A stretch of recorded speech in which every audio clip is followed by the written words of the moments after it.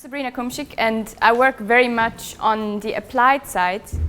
So I work closely with the South African National Biodiversity Institute and also the Department of Environmental Affairs. So I'm very much on the policy interface between invasion science and what's happening on the ground. The title of my talk is Towards a Global Classification of Alien Taxa According to Their Impact. So it will be mainly focused on impacts, but there's also going to be a lot about risk, as Dave has already mentioned earlier. So you know by now that alien species are traded, they're moved around the globe for various reasons, and that's how we get to have alien species. Dave has also shown you this invasion continuum. So we know that not all alien species are invasive. We also know that species, in order to become invasive, have to cross certain barriers. These are environmental barriers, reproduction barriers, survival, things like that. What is also part of this very interesting framework is management.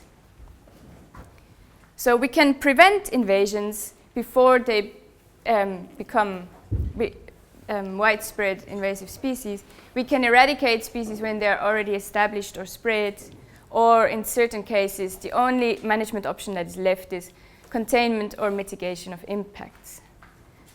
And why do we want to prevent or eradicate species now from becoming invasive?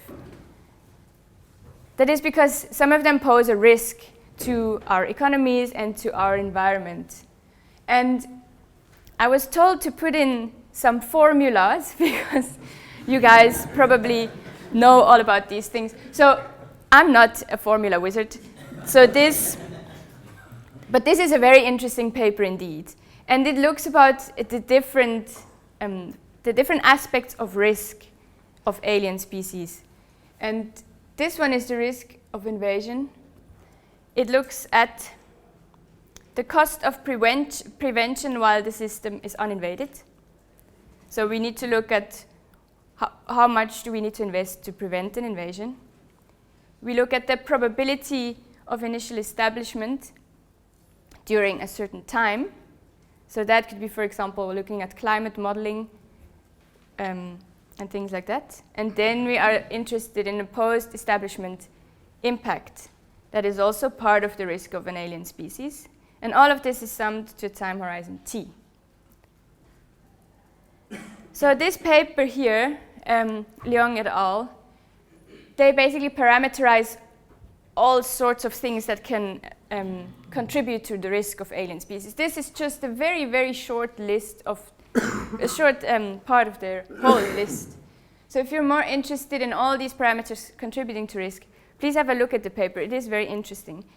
But for people like me, what is really the most interesting thing is this simple graph. And these are the things that we need to consider when looking at risks of alien species. It consists of T, which is transport, E, which is establishment, A, the abundance of the alien species, S is spread, and I is impact. And in this graph, they basically looked at risk assessment frameworks which have been developed and used around the world, and which aspects these frameworks consider. So a lot of them consider establishment success, for example. The majority looks at impact. Only very few look, or only under half look at transport. But these are basically the main things that we are interested in when it comes to risks of alien species. And in the rest of my talk, I will mainly focus on the impact aspect and how we parameterize impacts. So impacts can be very diverse. Dave has mentioned a few examples. Here are a few more. So plants can overgrow whole areas, or they can transform landscapes like the one in the middle, which used to be Fynbos, and now it's forest. Then species eat other species, like the fish and the cats, and they can change fire regimes. And these are just very few examples. So we get a lot of different variables when you look at impacts. Different kinds of things are measured. For example, stomach content is looked at, of alien predators. And then we have things like biodiversity reduction, which is sometimes looked at. So very many different variables that you can't just compare without doing something to them. But now the CBD, the Convention on Biological Diversity, says in IG Biodiversity Target 9 that we need to prioritize and identify highly impacting species. And for that, we need to be able to compare these alien species and their impacts. And that was basically the goal of a large part of my work. So impact scoring can help us to compare impacts between species, between habitats, between continents. And this is a little history of how impact scoring has developed. And it is mainly incorporating the work that I've been involved in. There's a broad literature on risk assessment, which also includes impact scoring. But I'm just going into detail about this one application. So first of all, we looked at this. Oh, pointer isn't always working, sorry. That's fine. We developed an impact scoring system and applied it to alien mammals in Europe. Thank you. And then the same impact scoring system was a little bit, was developed a little bit further. We added a few categories and we applied it to birds and mammals and compared birds and mammals. So this is the first time that two taxonomic groups, the impacts of two big taxonomic groups was made comparable. Then we used this impact scoring system to develop a management framework. And there we actually tried to incorporate positive and negative impacts. The point was raised earlier. And we gave scores to both benefits and negative impacts. And we tried to weigh it up also according to what stakeholders' perceptions were. So a very applied application, obviously. Then we went one step further and we said we need to also be able to predict impacts. There's a huge gap in this knowledge in how do we predict impacts. So what we did is we looked at traits that are related to highly impacting species. And I'm going to show you some graphs later on these applications. And now the last one, Dave showed you this already. It's a unified classification of alien species based on a magnitude of environmental impact. And this scheme, that's basically this, what Dave showed you earlier. It is, at the moment, we submitted a motion to the IUCN World Congress about this scheme. So it's in the process of becoming an official classification system for alien taxa. And you've seen this before. It is in parallel to, it can be used in parallel to the red list. So all species on this planet, if we look at all species on this planet, a lot of them will be not evaluated. But also a lot of them will have no alien populations. And these are the ones we are not interested in with regards to impact in their alien range because they've never been introduced anywhere else. However, of the ones that are alien somewhere, we don't know much about the impact for most of them, unfortunately. But for the ones that are studied, we can put them into these very distinct categories. So I'm saying very distinct categories because they differ in the level of organization that is affected in the native community, so where they were introduced. So this is a bit more detail about the different categories.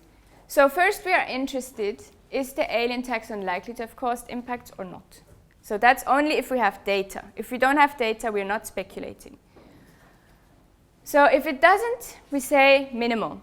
So let's say the alien was introduced somewhere, no impact has been found, no effect on native communities, on native species, but it has been studied. Then we can say minimal. we always assume that there's some level of impact. That's why we don't say no impact, but it's minimal impact. Now we have, that's a native species now, and it's lost a leg due to the alien taxon. So if it has reduced the fitness of individuals in the native biota, then we say it has a minor impact.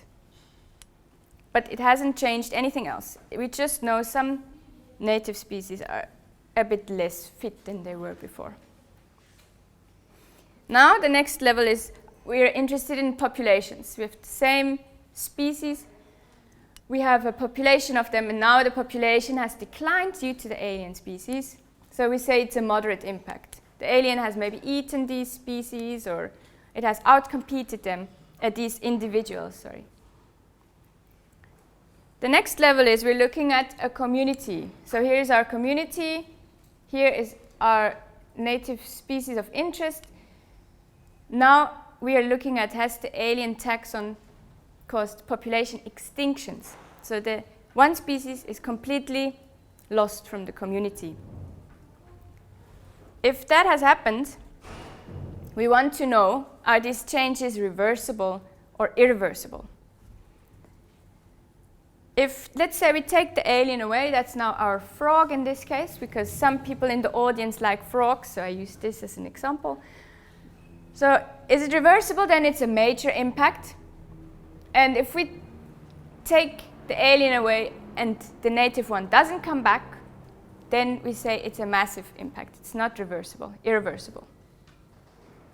So due to these very distinct levels of impact, we can say that this is an objective system. And on top of that, it's based on evidence found in the literature. So we are not asking experts about this. We're just looking at what has been published, what has been done, what has been studied. And that's how we classify our taxa.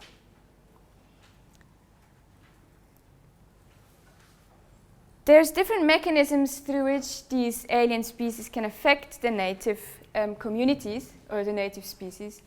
That is competition, predation, hybridization, transmission of diseases, parasitism, poisoning and toxicity, biofouling, grazing, herbivory, or browsing. And then there's chemical, physical, or structural impacts on ecosystems that can change that, and interactions with other alien species. Now, we applied a lot of these scoring systems before. So this is, so far it's been theory, but we have actually got some applications, which probably makes it much more valuable than if we just say, well, this is how it works, but it doesn't maybe work in practice. But we know it does. So for example, we looked at amphibians, and we found 104 species with alien populations, and unfortunately, 65 of these didn't have any data on impact.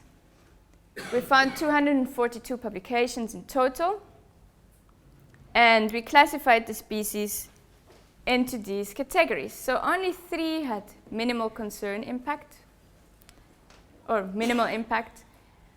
The majority had minor impact, so that means they would affect individuals' fitness, but not communities. And so on until we have 3 species with a massive impact. So that is an irreversible community change. That can be a local extinction of a species that is irreversible, or even a global extinction of a species. So to show you an example of how a massive impact looks like, this is basically the text from the literature. So genetic contamination, we're looking at the tiger salamander, this species here. And these are the affected species in the community, in the native community. And the impact happened through hybridization. So the tiger salamander is hybridized with different, for example, this Californiense species, the Californian tiger salamander, which is now extensively threatened with extinction. And in certain habitats, this population, there's no native species left. All of them are hybrids or the introduced tiger salamander. That's why it's an irreversible impact. And this is basically what it says in the text. So hybridization between the alien taxon and native species is common in the wild. Hybrids are fully vigorous and fertile, and pure native species cannot be recovered by removing the alien. So that's a replacement or local extinction. And you see all of these impacts for all of these mechanisms are described. So there should be no doubt about where to put alien taxon. Then the same was done for birds. There's 415 birds that have been introduced around the world. For almost 300, there's no data. And a lot more species are in the lower categories than in the higher categories. Again, an example for a massive one. You might have heard of the story about mallards and yellow-billed ducks in Cape Town. So they were actually trying to eradicate the mallard because of its impact on the yellow-billed duck. The public wasn't very happy about it. They threatened to shoot the people who were managing the mallards, so they had to do a huge campaign going back to stakeholder engagement and the whole problem with perceptions. And they, again, also hybridize with the native ducks. And they do that all over the world. So wherever mallards are introduced, they hybridize with other species.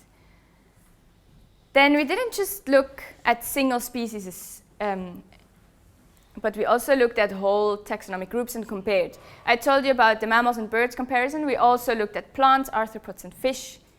So they have very different types of impacts, but because we scored them, we can compare them now between taxonomic groups. And we found that on average, mammals seem to have higher impacts than the other groups of the other taxonomic groups. Sorry, what does the negative number mean? Sorry? What does the negative number mean? We actually averaged, or not averaged, but this is the mean over all the groups, this line that you cannot really see. And if it's lower than the mean of overall groups, that's the negative. If it's higher than the mean overall groups, that's the positive. So you can see, I don't know if you can see this line here. Yeah. What is the axis, the x-axis? That is I wrote it down. The effect size, medium effect size. I can look here. Something to do with impact, though? Say it again? It's to do with impact. So what we did here is we scored the impacts and we took the average over the different groups. So it's all impact scores that we're comparing. It's normalizing. Yes. And then what we can also do is we can compare the different taxonomic groups and look at which mechanisms they have impacts through. So how they impact the native communities. And we, for example, find that transmission of diseases is much more common amongst mammals than amongst birds. And for example, we found no evidence for hybridization between arthropods. Maybe you might think that it can't happen. There are actually cases where it can happen, but it's definitely going to be less common than, for example, for birds. Then what we can also do is we can overlay. That's a very, very simple thing we did here. Basically, we just overlaid the distributions of these species with impact, and the magnitude of the impact was summed, so we can have a risk map. Basically, which locations are most likely to have higher impacts because there's more species present that have higher impacts. That can obviously be made a bit more fancy when using more parameters than just the impacts, but this is a start. And then we also looked at impact elsewhere, because Dave has mentioned that often what we need to look at is a species invasive elsewhere? Has it had impact elsewhere? Because we don't really have many methods to predict impact otherwise. And often, so we wanted to know, if we look at impact elsewhere and impact in Europe, where they're also alien, is the impact higher elsewhere, or is it the same impact? So can we actually do they correlate? And what we found is, this is basically when they are the same, that's 0. when it is higher elsewhere, we have a positive number here, and if it's higher in Europe, we have a negative number. And we see over all these bird and mammal orders, they're not different from 0 generally, but there's definitely some that have, with some species that have much higher impact elsewhere. So for example, here we have the myna, the common myna that's introduced all over the place. And it tends to have higher impacts elsewhere than in Europe, because in Europe there's just not enough suitable climate for the species to even become very abundant. And then for rodents, we found that tend to have higher impact in Europe. But generally, impact elsewhere is similar to impact, now in this case, in Europe. This is an example of where we compared impacts and traits for birds and mammals. And we found that this is the impact and diet breadth. So we just looked at how many diets, how many different types of food can they eat. And there's no relation between the food, the diet breadth, and the impact. However, with habitat breadth, we find the correlation for birds and mammals. So maybe the species for the future, species that have never been introduced anywhere else, the ones with a wider habitat breadth should be prioritized for, to prevent from introduction, because maybe they will have higher impacts in the future. Now, we are also interested in socioeconomic impacts. Most of these things were now about environmental impacts. But a lot of people are really just interested in something if it affects humans and if it affects socioeconomy. So because we are biologists, or mainly biologists that worked on these schemes, we try to just focus on what we know. But now we are going one step further, and we're also looking at socioeconomic impacts. And again, we need a common currency. And the first thing that comes to mind is always, well, money. It's obvious, it's socioeconomy, it's economics, it's money, we pay with money. But it has proven very difficult to monetize certain impacts and also certain services, for example, that we are interested in. If we lose certain services, how much were they worth in the first place? It has been done, but it's definitely not always straightforward, and the numbers, they range from extremely huge that we cannot even imagine to something that we think is definitely not right, it's too little. So we tried to go another route. So here again we have what we had for the environmental impacts. We have impacts on individuals, populations, and communities. Now we thought we can do the same for socioeconomic impact. So our individual of a species would now be an individual person. Our populations are groups of people, but because here we are assuming they are the same species, here we say they are doing the same activity. They're doing the same thing. For example, that can be people hiking or people playing a certain sport. It can be people doing a certain, like fishing, for example, people farming. That would be different groups of people. And in communities are the networks of these different activities interlinked together. And obviously, a single individual can take part in more than one activity, which we don't have with the species. You're either one species or another. So our entity in the environment is species, and in the socioeconomy it's activities. But what are activities? How do we come up with something like that?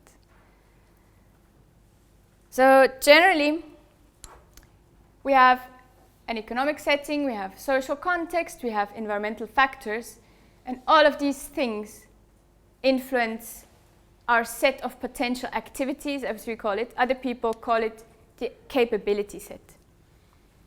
And that is not something we came up with, but that is an established theory. And then what people actually do, that is their choice of realized activities. So given all these contexts, you have certain things you could do and certain things you choose to do, and that's the realized activities. Now, if we have an alien taxon, that obviously influences all these things, all these settings that define the capability set. So we have a revised capability set due to the alien species, and therefore we have a revised realized activity set. So, for example, we could have some here that we couldn't do before, but because of the alien we can now do it. So if we introduce a tree, we can do forestry, which we couldn't do before. But then also we lose some activities. For example, we don't have water anymore, so we cannot drink water, which is a bit negative. But so generally, activities are used as a common currency, and they are what people do. We assume that they are the preferred choices amongst the options available, and we know that alien species can change these options through changing economic factors, environmental factors, and social factors. And these can lead to changes in activities which can be observed and quantified. So that's what we're interested in. What is the change in activities of people? And this is based on the capability approach. This approach was invented by this Nobel Prize winner. So we assume that it is quite a good approach. Also, it has influenced the Human Development Index of the United Nations. So it's been quite influential. And hopefully we're going to also be very influential with our scheme here. Again, we have the same impact magnitudes that you've seen before. So it's exactly the same scheme, but instead of looking at the community of native species, we're looking at society and activities and how they changed. So now how do we classify taxa? Again, we have different levels affected in the introduced range. We want to know, has the alien taxon caused reductions in the well-being of individual people? Because well-being is really what you're interested in. If not, it's a minimal impact. Then we are interested, has the alien taxon caused declines in the size of activity? So are there less people going to the beach because of these jellyfish in the water? Or are there less people farming because of this pest and they just do something else now? But the activity is still there. If not, we say minor if it has happened. We are interested in whether it has caused the local disappearance. So if it's still there, but it's reduced, we have a moderate impact. If it has disappeared, again, we're interested in whether it is reversible or whether it is irreversible. So for most things, you would think if you take the alien species away, it can just happen again. But in some cases, if, for example, the community relies on the native species and the native species is gone, this activity will not come back. And I'll show you an example of this later.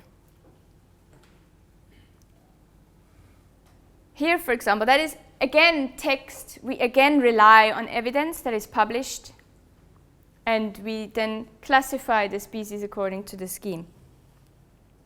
So this is an example of the cane toad, this beautiful toad.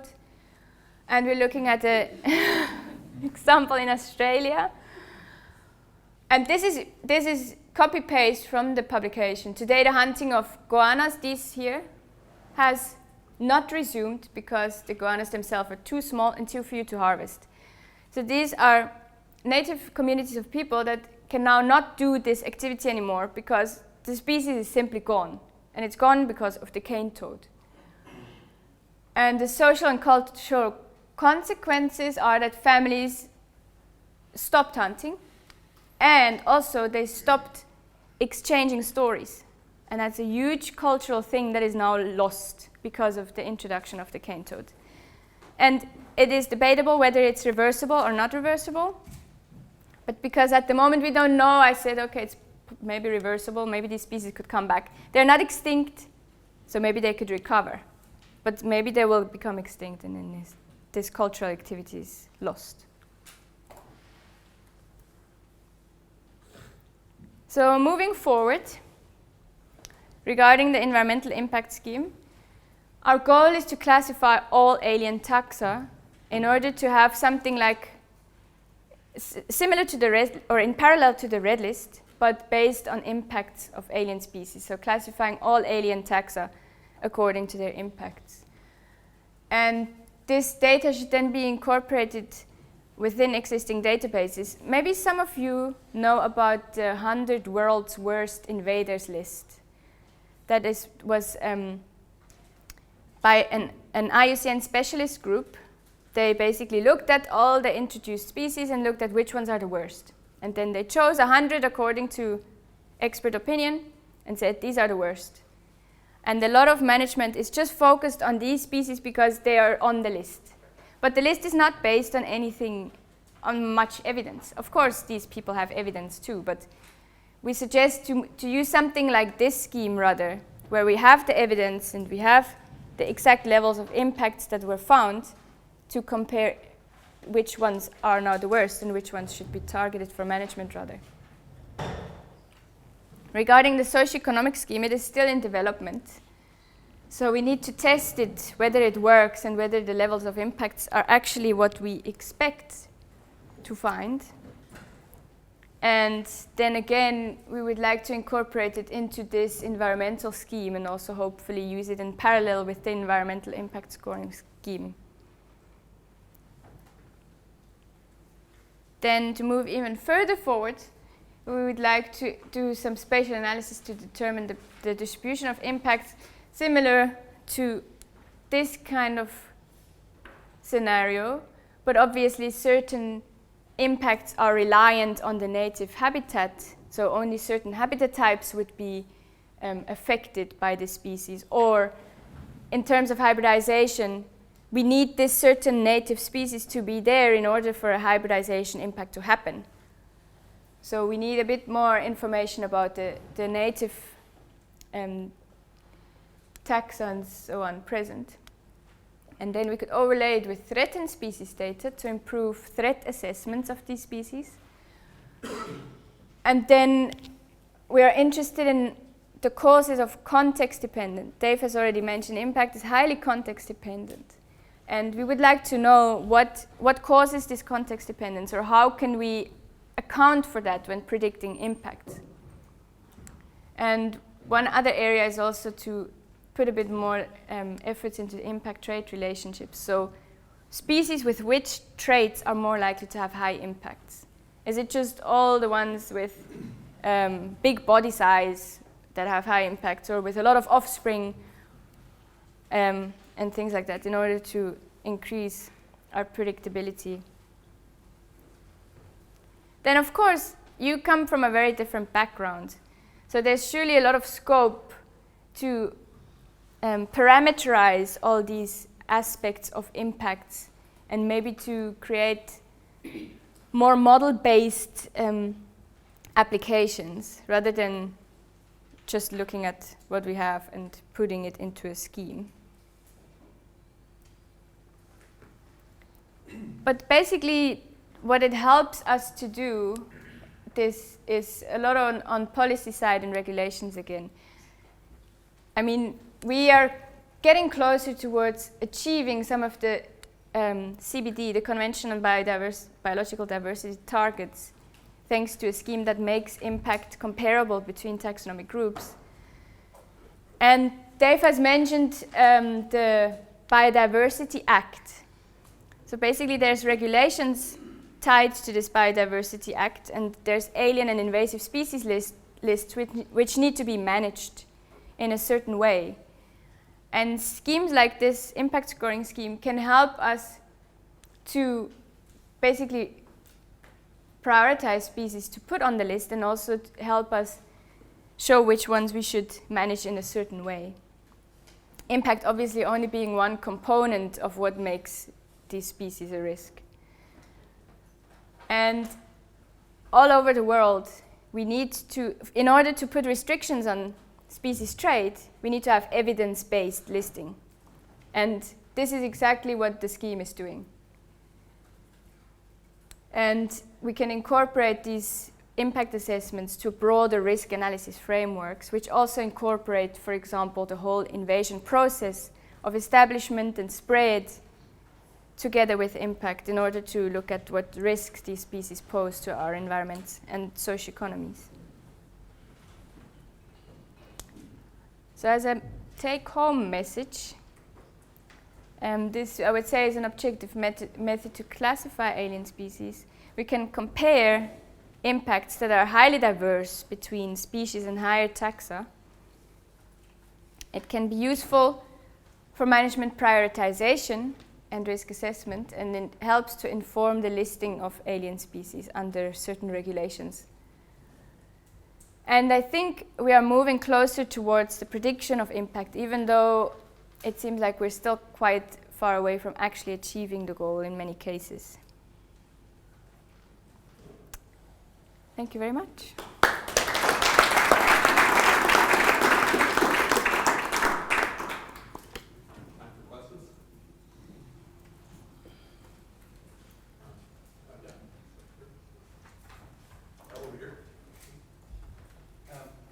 Thank you very much.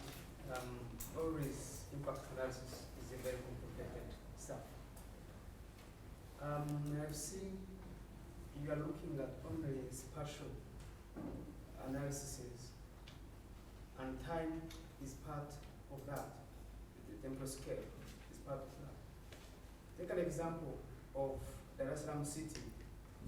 They introduced the black crow many years ago. And at the moment, they are struggling to eliminate the black crow because it's invasive. As the time goes by, the invasive alien becomes a challenge. Now, I need to know how you analyze that impact of the temporal scale to know that by this time, the introduction will have gone this rate. That kind of projection. So that is exactly something that is very difficult, and obviously it's not just related to impact. So all predictions of invasions are quite tricky, but prediction of impact is even another level. So what we would usually do is we would, for example, just look at climate models, but also climate change, incorporating climate change and seeing where could it go, and then look at what would we now expect to be the impact. But there's no such thing as, well, as far as I'm aware, model to predict the impact itself. Would this be related to the idea of debt, like impact debt, in a sense, because you're saying you may not realize them that they introduced earlier? Sorry? Oh, impact debt, the debt. Impact debt. Impacts that may yet occur Yeah. because time has not yet progressed to the point where they have occurred. That is something we really need to understand more, because what people also in risk assessment mainly focused on is the whole invasion process, not looking at impact, because that's what we can understand. You know, we can understand, okay, species are going to be able to reproduce under these and these circumstances. They're going to be able to spread so and so far because we have these and these vectors. But when it comes to impact, there's so many things, like context-dependent aspects that we really don't understand. We know, okay, hybridization can only happen if we have the native species present that are closely related. But for many other things, there's too many factors influencing the impacts, and we don't understand actually what is going on in most cases. And we're just hoping that a scheme that makes impact comparable in the first place can maybe help us to get a bigger data set, to understand these factors more. But we're not very far when it comes to impact prediction at all.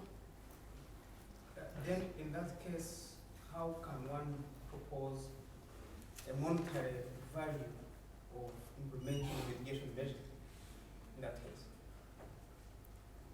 So the monetary values that people looked at is mainly looking at what has already happened, and for example looking at control costs, and that would then be the cost of the species. So that they called control costs impacts, because they just, in many cases it's very difficult to monetize, well, an ecosystem service or something. So they would take management costs instead and use that as a measure of impact. Question over on this side. So I think my question is similar to what you just asked, because I was also looking at timescales, but more timescales for your classification scheme. So So, because if you look at, there's a hierarchy, Mhm. and something that has minimal impact may later on have a major impact and so on, so Mhm. depending on how long you wait. So, how are you using that? If you want this to be an objective classification scheme, do you fit in a time scale, or are you just looking at the current impact at the time of assessment? So what we are doing is we have two measures of impact. We have the maximum impact that has ever been recorded, and then we have a current impact. In most cases, we are assuming that the current impact would only be lower if there has been a management program, for example. Some species, they just decline and disappear for no apparent reason, but in most cases, the maximum impact is probably also the current impact. So management can, in most cases, be the only factor influencing it. Does that answer your question? Can I just follow on to Yeah. that? I think it's important that any risk assessment, if it's for impact or whatever, has to have a horizon. You have to say you're making this assessment for X years, and this will change as new information becomes available and so on. So the idea of this scheme was to really show the potential of the species to have impact. And that's why we're using the maximum impact. But for example, if you look at a potato beetle, it used to be devastating before we had all these pest control things in place. It wouldn't be possible to grow potatoes now. It's completely fine. We have the potato beetle everywhere. So the current impact would definitely be lower than the maximum. So I was just also going to follow on with a slightly different point. So relating to the economic point, when Sabrina mentioned that the IUCN red list is very much analogous to what's being produced in terms of this impact assessment, and there's no monetary unit in that red list. And so if you could imagine starting the red list from scratch now, somebody might say, well, why don't we look at what economic species, the value the species has in order to assess how important it is in its threats. But even without that economic basis, the red list has become widely accepted, and it's generally used all over the planet by all sorts of different governmental as well as non-governmental institutes. So I think it's a bold move to actually disclude money from this kind of assessment, and I think that the red list shows that is possible and it can work. What is also important in this respect, why we excluded money is that money doesn't necessarily correlate to human well-being. And they have, for example, shown that the richest countries are not the countries with the happiest people. And what we really want to know is how well are these people doing, and not really how much money do they have. So that's why we also chose not to use money, besides the fact that we can't monetize certain things. Yes?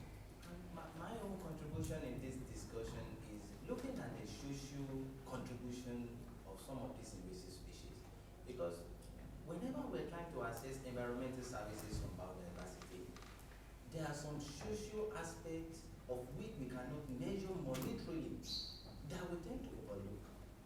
Like the example given the other time of maybe employment generation, there's some maybe release of environmental protection of which we cannot actually attach money to. We tend to overlook some of these things when we try to look at some benefits that we could obtain from some of these so-called invasive or alien species. So what we were thinking with regards to socioeconomic benefits is that we could look at exactly the same thing the other way around. So for example, do they add certain activities that people were not able to do before, but the species now adds this? An activity can really be many things. I mean, it can be farming. It can be farming a certain crop, fishing, hiking. It can add certain aesthetic value or cultural values that we didn't have before, and then to weigh these up against the negative consequences. You could basically use the same scale in a positive in a positive way. Obviously, it wouldn't necessarily work with your environmental impact, because adding a species is not going to necessarily be a benefit to any native species.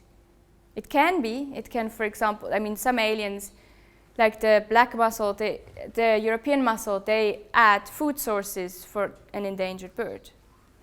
And that is a positive impact. But in most cases, it's probably not that simple. And to what extent do you think there is an issue with false negatives? And so a species that hasn't been well studied might have impacts beyond those which are recorded, and that would change their categorization. We are aware that, I mean, we don't have data for so many species, and surely some of these species would do something. So we are aware that the gaps are high, and we are probably having a lot of issues with false negatives. But this also raises a flag, basically, to say, look, we really need to look at all these species, because some of them are widespread aliens, and we don't have any data on impact. And we are aware of this problem, but hopefully with a scheme like that, it also can show the gaps and will raise more studies. I was thinking there might be two kinds, the kind that don't get onto your categorization because there's insufficient data, but there could be ones that get onto your categorization but are in the wrong place. They should be a notch or two higher, just because that additional evidence hasn't been discovered yet. That's right. Yeah, it's difficult. We really wanted to avoid making it a subjective scheme. So to just ask experts and say, well, actually, we think it should be higher. But then, of course, we might not have all the data to actually categorize it where it's supposed to be. That's right. Okay, and maybe here and then there. Okay. So in all of this, how do you move from correlation to causation when you're looking at the impacts of a particular species? It's difficult. Yeah. I mean, But I mean, in your field, you have to do that because you're going to say this is a species that's making this impact. So what factors do you take into account to move from correlation to causation? And also because there's a lot of students here, and the classic student error is correlation is immediately causation. So how do you move? so we try to account for that by including certainty levels. So how certain are we that the data is actually showing what it says it's showing? So we take into account the type of study, for example, that showed the impact, whether it's just, like Dave said, we have an invaded and uninvaded habitat, whether it's actually an experiment, whether it was done on a large scale or a small scale, whether we actually have a study or whether it's just an observation. But what we want to avoid is we want to make sure that these things are also captured, even if we have low confidence in certain sources or in certain impact evidences. We still want to capture it because there is probably something to it. And if we have low confidence, we should probably study it, especially if it's a high impact. We should probably collect some more evidence that can lead us to a higher confidence scoring. But in most cases, all we have is correlation. All we have is, well, in this habitat, there is an alien, in this it's not, so we look at what we have. Yeah.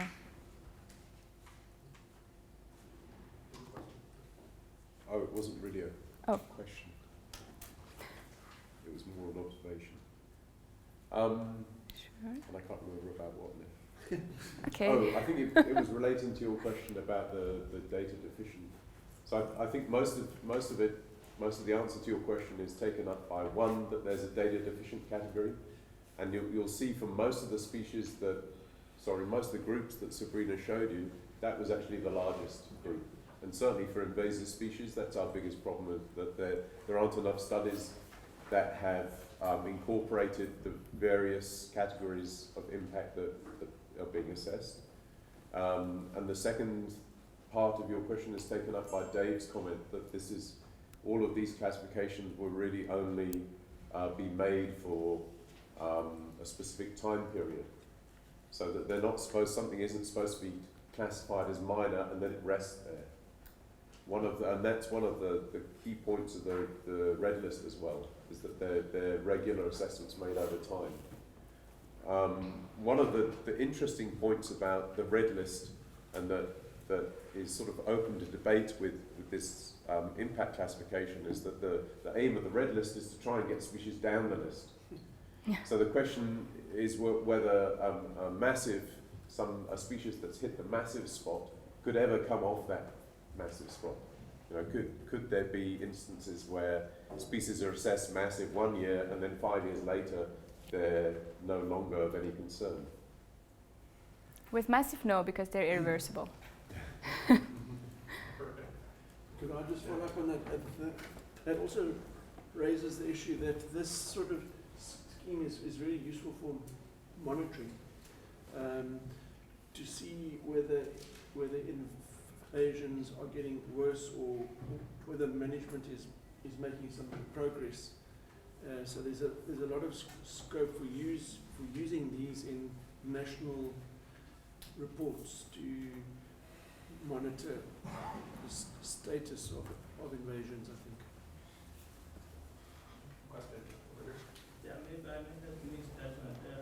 In relation to the correlation and causation, I wanted to know what kind of methods do you use then to get that data on the activities? What levels of community engagement and different stakeholders do you use? So the data we would use is, we would basically go online and search for all the information on impact about this species. So we would use exactly data that was, for example, collected, that other people collected doing these community engagements. Like in the cane toad example, they interviewed communities and things like that. We would use the data they published to make the assessment. So we wouldn't necessarily go out there and do all these studies by ourselves. We would rely on what other people have done. And then based on the quality of the assessment and the scale of the assessment, we would then say, we would assign a confidence level to our assessment that we make based on other people's studies. And obviously the idea is that the better known this scheme is and the more widely used it is, it will trigger studies to be done on certain species. For example, low confidence species would maybe be more studied, or species with no data would now be studied more often because maybe experts think they have an impact, but we've never looked at it. So, yeah, does that answer your question? To some extent, yes, because I was just worried about the standardization of the data that you collect, and who do you consider, and, because we have different levels. We have the very local people on the ground, and we have different stakeholders who have different interests, different parts of the biodiversity. Yeah, that's right. So we couldn't necessarily ensure that all these different stakeholders were engaged. We would just rely on what we find. But that could obviously also then, again, raise a flag. Look, these people are most affected by this thing, but they have never been asked, or something like this, yeah. Yes? Yeah, I was interested in how the list might be used on different biogeographical scales. I was just thinking about the gray squirrel. Mm-hmm. So in the UK, it's been implicated in the decline of the red squirrel through introducing diseases, and probably would be major or something like that. But it sounds like in Cape Town, it's not major, for example. And so on a global scale, the worst would be major, but maybe on a South African scale, it might be something else. And then, so you have regional aspects, but then when you actually apply the list, do you have one for each region and you nest them or something, or how does it work? Yeah, it's very similar to the red list. I mean, they also have global assessments and they have local assessments or regional assessments. So we could do the same with this. Obviously, in many cases, so what we, for example, do is we look at data in South Africa and we look at global data. And in many cases, we don't have data in South Africa, even though we would expect the same impact to happen. So again, we're looking at impact elsewhere, which could maybe hopefully then lead to studies in South Africa saying, look, we actually have the same impact, we just didn't study it yet. But that's exactly right. We can use it at different scales. Yeah. Okay. No, thanks. Behind you, yes. Yes. In relation to this issue, when you work at a global scale and you you are also working at a local one, probably you are collecting data at a national scale. Basic spatial unit we use is many times they are administrative boundaries. But when you change the boundaries and you work, for instance, with biogeographical regions, results can be different. Yeah. That's something we are not doing. And it's because traditionally we collect information based on national or administrative units. And from a spatial analysis point of view, this is a very important issue. Yeah, it's very true. In many cases, we are unfortunately forced to work on a national scale because of our funding. For example, my main funding comes from the Department of Environmental Affairs. So they don't want me to go to Namibia and work there. And I mean, they don't keep me from doing it, but the main focus is in many cases due to the funding, I suppose. Because many cases changes will be very important in the limits of the biogeographical regions. Yeah. So if we focus on these boundary areas from a biogeographical point of view, results could be very, very different. Yeah, I agree.